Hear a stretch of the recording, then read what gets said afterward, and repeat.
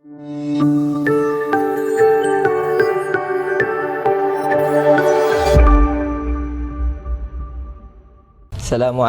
warahmatullahi ta'ala wabarakatuh.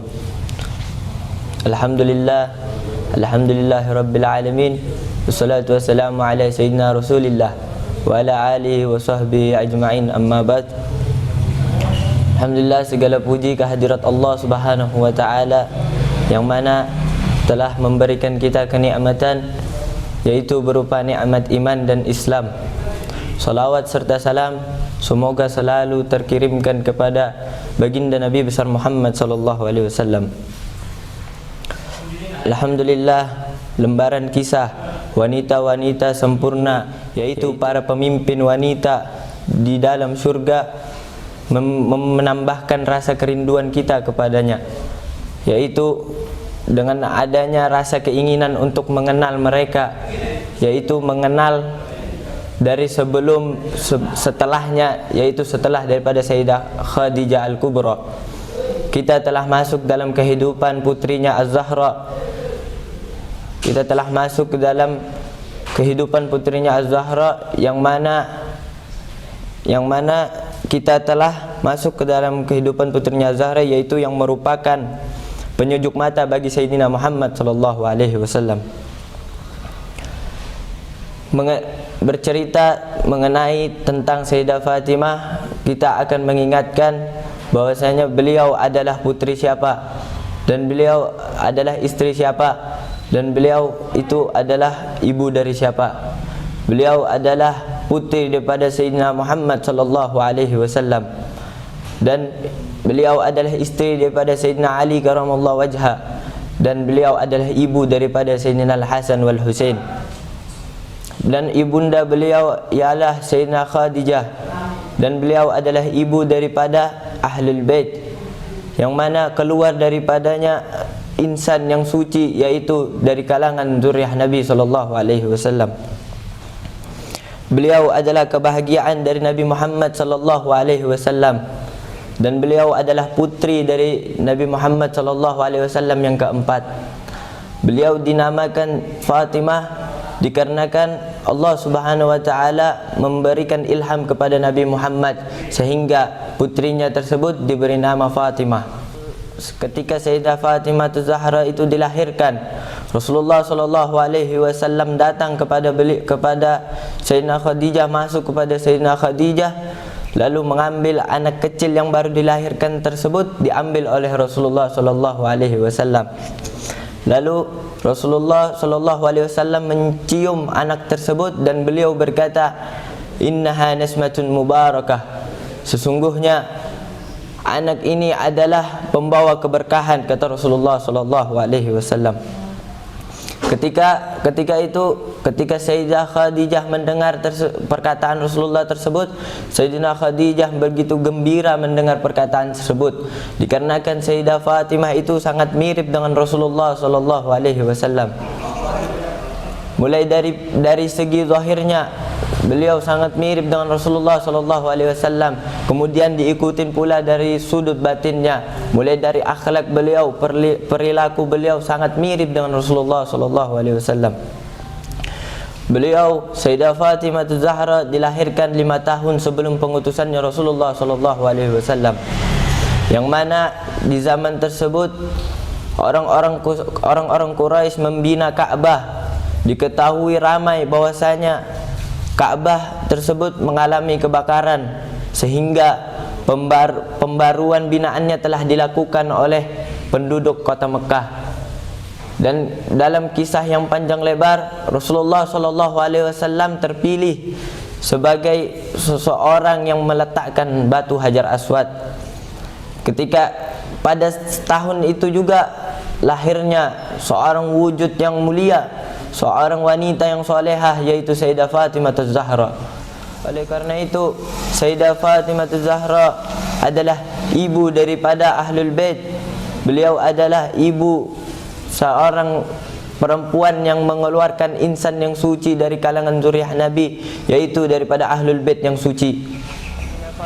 Dan Sayyidah Fatimah Az-Zahra ini adalah seorang wanita, seorang pemimpin di peringkat dunia yang mana seorang wanita yang akan menjadi pemimpin di dalam surga, menjadi pemimpin wanita-wanita di dalam surga.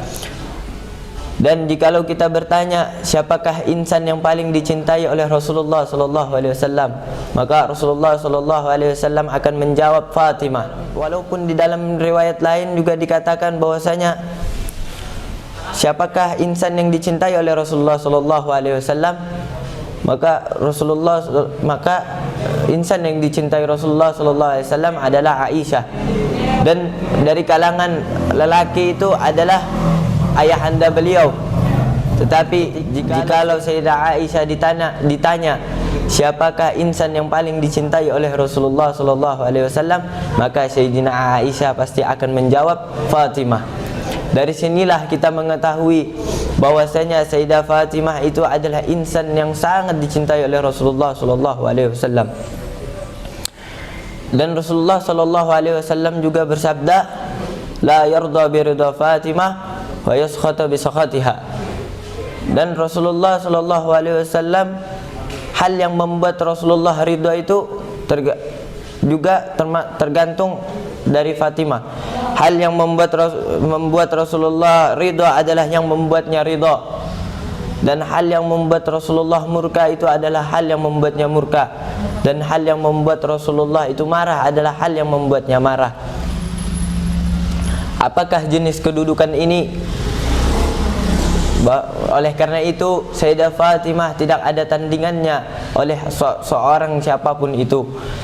Dan dikatakan dalam Sahih Bukhari juga bahwasanya Rasulullah sallallahu alaihi wasallam bersabda, Fatimah bid'atun minni faman agdabaha agdabani yurdini ma yurdiha.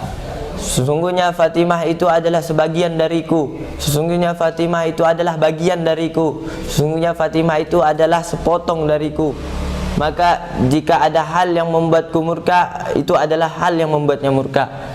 Jadi kalau ada hal yang membuat dia gembira, membuat sesuatu hal yang membuat dia ridha, maka aku juga pun akan ikut ridha, kata Rasulullah sallallahu alaihi wasallam. Dan Sayyidah Fatimah ini adalah seorang pemimpin daripada wanita-wanita surga. Dan Sayyidah Fatimah ini adalah salinan dari Rasulullah sallallahu alaihi wasallam bagi umat wanita, bagi kaum wanita. Mari kita simak ayat ini. Laqad kana lakum fi Rasulillahi uswatun hasanah. Sesungguhnya terdapat dalam diri Rasulullah sallallahu alaihi wasallam itu suri tauladan yang baik pada setiap sesuatu. Makanya ikutilah Rasulullah sallallahu alaihi wasallam dalam segi apapun itu. Dalam pekerjaannya, sesuatu yang Rasulullah kerjakan, ikutilah. Karena jikalau kita mengikuti Rasulullah sallallahu alaihi wasallam, maka kita akan mendapatkan kedudukan yang hebat, maka kita akan mendapatkan kedudukan yang tinggi di sisinya Allah Subhanahu wa taala. Oleh karena itu, maka ikutilah Rasulullah sallallahu alaihi wasallam agar kita mendapatkan kecintaan dari Allah Subhanahu wa taala. Dan bagaimana seseorang perempuan, seseorang wanita bisa mengikuti Rasulullah sallallahu alaihi wasallam dalam segi pakaian ataupun dalam pekerjaan-pekerjaannya Nabi Muhammad. Dari sinilah Allah Subhanahu wa taala memberikan anugerah kepada kaum wanita. Dari sinilah Allah Subhanahu wa taala memberikan karunia kepada kaum wanita. Bagaimana seorang wanita boleh mencontohi daripada Rasulullah sallallahu alaihi wasallam dari segi pakaiannya, dari pekerjaan-pekerjaan beliau. Oleh karena itu, dari sinilah Allah Subhanahu wa taala memberikan karunia. Dari sinilah Allah Subhanahu wa taala memberikan karunia, memberikan anugerah oleh kaum wanita bahwasanya Sayyidah Fatimah itu adalah salinan daripada Rasulullah sallallahu alaihi wasallam. Sayyidah Fatimah adalah satu bagian daripada Rasulullah sallallahu alaihi wasallam, dan Sayyidah Fatimah adalah satu potongan daripada Rasulullah sallallahu alaihi wasallam. Maka jikalau seseorang itu mengikuti Sayyidah Fatimah, berarti sama dengan dia juga mengikuti daripada Sayyidina Rasulullah Muhammad sallallahu alaihi wasallam. Hadza minni, assalamualaikum warahmatullahi wabarakatuh.